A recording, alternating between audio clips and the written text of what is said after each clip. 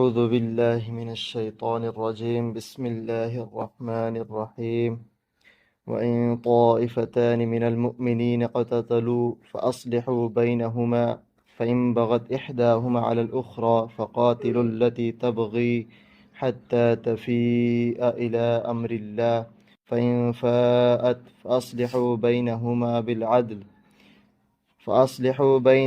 بالعدل وأقسطوا إن الله يحب المقسطين صدق اللہ العلی العظیم۔ ہم نے کل پڑھا تھا کہ صحابہ کرام رضوان اللہ علیہم اجمعین کی فضیلت کیا کیا تھی۔ آج ہم یہاں سے مسلمانوں کا آپسی لڑائی کرنا اور ان کے درمیان صلح کرنے کے بارے میں پڑھیں گے۔ پچھلے واقعات میں یہ معلوم ہوا کہ خبر جھوٹی تھی، پھر لڑائی کرنے پر آمادہ ہو چکے تھے۔ تو اس میں جو ہے کبھی کبھار ایسا ہوتا ہے کہ جب خبر سچی بھی ہوتی ہے پھر بھی مسلمانوں کے دو گروہ آپس میں لڑ پڑتے ہیں۔ تو اس میں کیا کرنا ہے؟ یعنی کہ ان کو لڑنے دینا آپس میں کہ وہ لڑتے رہے اور وہ مرتے رہے، ایسا کرنا ہے؟ یا کوئی بیچ میں کوئی بڑا ان کا جو سربراہ ہے، اس قبیلے کا جو بڑا ہے، گاؤں کا جو قصبے کا جو بڑا ہے، وہ آ کے بیچ میں صلح کروائے ان کے درمیان؟ اس کی تعلیم دی گئی ہے اس آیت میں کہ جب بھی کہیں مسلمان آپس میں لڑ پڑے تو اس صورت میں جو ہے ان کے درمیان صلح کرنے کی کوشش کرنی چاہیے۔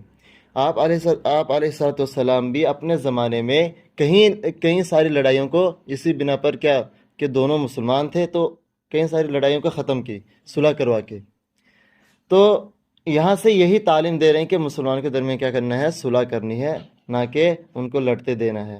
اور آج کل ہمارا یہ وہ وقت آ چکا ہے کہ دو مسلمان لڑ رہے ہوتے ہیں اور ہم تیسرا تماشائی بن کے دیکھتے رہتے ہیں کہ بھائی لڑنے دو، کون کس کو زیادہ مارتا ہے، کون کس کا زیادہ خون بہاتا ہے، ہم اسی طرف لگے رہتے ہیں۔ حالانکہ قرآن کی تعلیم یہ نہیں ہے۔ قرآن کی تعلیم یہ ہے کہ دونوں کو چھڑانا ہے اور دونوں کو صلح کروانا ہے۔ تو آج ہم دیکھتے ہیں کہ کس طریقے سے ان کے درمیان صلح کریں گے۔ تو اللہ کے نبی صلی اللہ علیہ وسلم کو بھی تعلیم دی ہے اور تمام مسلمانوں کو سنایا گیا ہے یہاں سے۔ وَإِن طَائِفَتَانِ، اور اگر دو جماعتیں من المؤمنین، مومنوں کی، اقتتلوا، لڑ پڑے، فَأَصْلِحُوا بَيْنَهُمَا، تو صلح کرا دو تم، بینہما، ان دونوں کے درمیان۔ اصلحوا، تم سب مل کر، جو تم دوسرے ہو جو لڑ نہیں رہے ہیں، وہ مل کر کیا کرو؟ دونوں کے درمیان صلح کرواؤ۔ اب اگر صلح کرنے کے وقت کیا ہوا کہ ایک جماعت تو تیار ہوگی ماننے کے لیے، دوسری جماعت ابھی بھی اڑا ہوا کہ بھائی نہیں، میں نے ماننا نہیں ہے، تو کیا کریں؟ اس صورت میں بھی ایسا نہیں کہ بھائی بیٹھے رہیں گے، بھائی مان ہی نہیں رہا کیا کروں، ایسا نہیں کرنا ہے، بلکہ ہم اس وقت اس کا ساتھ دیں گے جو اس وقت کمزور ہے، جس پر ظلم ہوا ہے، اس کا ساتھ دے کر اس پر تھوڑی سی زیادتی کریں گے جو ظلم کرنے والا ہے۔ اس گروہ پر ہم جو زیادتی کریں گے تو وہ کیا کرے گا؟ واپس آئے گا۔ جب وہ واپس آئیں گے تو صلح ہو جائے گی۔ یہی طریقہ اختیار کرنا ہے۔ فَإِن بَغَتْ إِحْدَاهُمَا، پس اگر زیادتی کرے، احداہما، ان دونوں میں سے کوئی ایک جماعت، علی الاخری، دوسری جماعت پر، فقاتلوا التی تبغی، تو تم ان سے لڑائی کرو، التی، جو زیادتی کر رہی ہے، حتی تفیء الی امر اللہ، یہاں تک کہ وہ لوٹ آ جائے، الی امر اللہ، اللہ تعالیٰ کے حکم کی طرف۔ اللہ تعالیٰ کا حکم کیا ہے؟ صلح، یعنی آپس میں صلح کے ساتھ رہنا ہے، پیار و محبت کے ساتھ رہنا ہے۔ تو یہاں تک کہ وہ واپس آ جائیں، یعنی وہ آمادہ ہو جائے صلح کرنے پر۔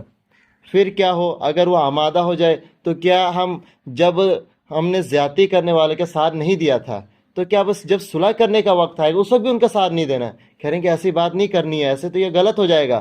فَإِن فَاءَتْ، اگر وہ واپس آ جائے، لوٹ آ جائے، فَأَصْلِحُوا، تو تم ان کے درمیان، بینہما، اب کیا کرو؟ صلح کرو، بالعدل، انصاف کے ساتھ، وَأَقْسِطُوا، پھر دوبارہ حکم دیا، یہ واو تفسیریہ ہے، یعنی انصاف کرو سب کے درمیان۔ اب کسی ایک کا ساتھ نہیں دینا ہے کہ اس نے زیادتی کی تھی ہم اس کو ایک سائڈ رکھیں گے، بھائی اس نے زیادتی کی، الگ بات ہے، مان گیا تو کیا ہوا، لیکن وہ تو زیادتی کرنے والا ہے، ہم اس کا ساتھ نہیں دیں گے، ایسا نہیں، بلکہ ہم نے دونوں کو دیکھنا ہے کہ کون حق پر ہے، کون غلط ہے، اور کس طریقے سے صلح کرنی ہے، جیسے کیسے کر کے دونوں کے درمیان کیا کرنا ہے؟ صلح کروانی ہے۔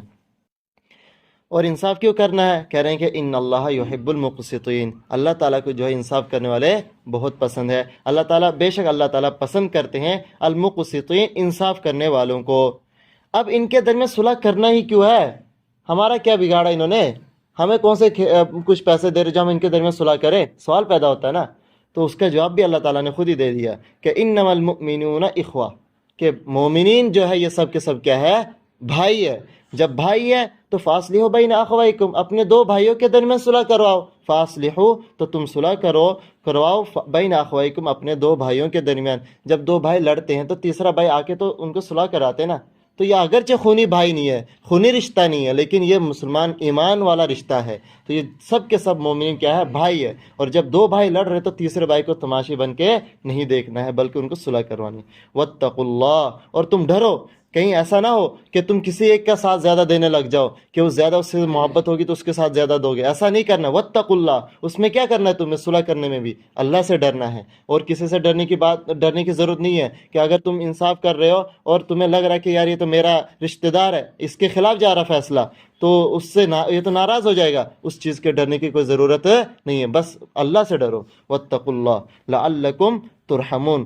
کیوں ڈرنا؟ کیوں اللہ سے؟ اس لیے تاکہ تم پر رحم کیا جائے. لعلکم اس کا ترجمہ کیا جاتا ہے شاید، لیکن اس کا ترجمہ تاکہ بھی اس کا ترجمہ کیا جاتا ہے، تاکہ تم پر رحم کیا جائے.